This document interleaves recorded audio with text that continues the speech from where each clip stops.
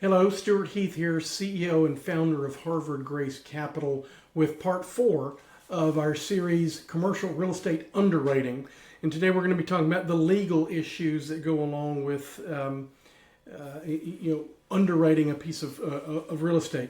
Sometimes this is something you won't get into preliminarily, but once you really get into the property, this is where you start getting into these type things. And there's just any number of legal issues that can impact a piece of real estate. Reviewing the leases is absolutely critical.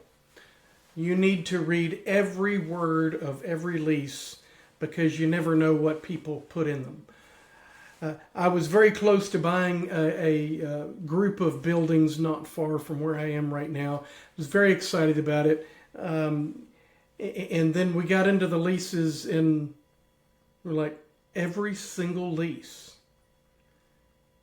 gave everybody a 90-day out clause. Didn't matter if the lease was 3 years, 5 years, 10 years.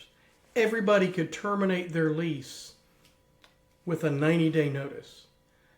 And you know what that does? That turns everything into a short-term rental.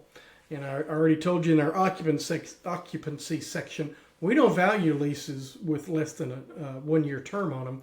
And I went to the seller and said, look, you got to fix all this. You got to get every single person. There was like 14 different leases.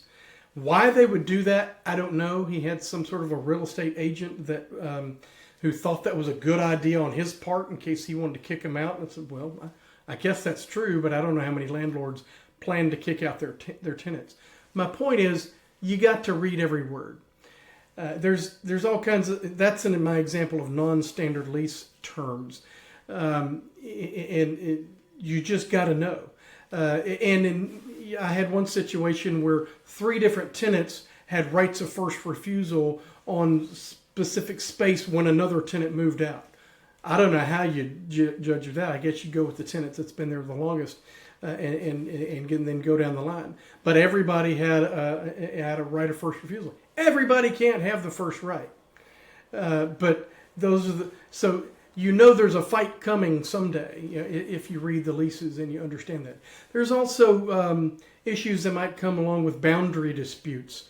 I got a situation I'm dealing with right now where the dumpster in a building is actually on somebody else's lot. And it's been there for 20 years. You could probably make the case, and if you wanted to go to court and spend the money, that it's a de facto easement at this point in time. But again, it's not that you're going to solve every issue, but you want to be aware of the issues that you might get into in the future. You might do some research and find out that there's been a slip and fall accident. Maybe somebody slipped on the ice or whatever. There's been a history of those type things, which would be a property management issue. You want to make sure that any of your vendors' contracts can terminate with ownership change, or are they actually tied to the property? That can happen.